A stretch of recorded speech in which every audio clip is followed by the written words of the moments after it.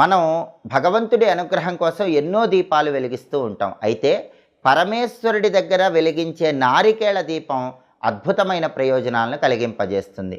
కార్తీక మాసంలో వచ్చే ఏ సోమవారం అయినా సరే ఈశ్వరుడి దగ్గర నారికేళ దీపాన్ని వెలిగిస్తే లక్ష్మీ కటాక్షం కలుగుతుంది, శివానుగ్రహం కలుగుతుంది.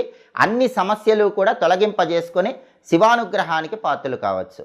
కార్తీక మాసంలో వచ్చే సోమవారం వీలు కాని పక్షంలో ఏ నెలలోనైనా సరే సోమవారం పూట సాయంకాలం ప్రదోష సమయంలో ఈశ్వరుడి దగ్గర నారికేళ దీపాన్ని వెలిగిస్తే ఆ గృహంలో శివుడు ఆనంద తాండవం చేసి అష్టైశ్వర్యాలు భోగభాగ్యాలను కలిగింపజేస్తాడు.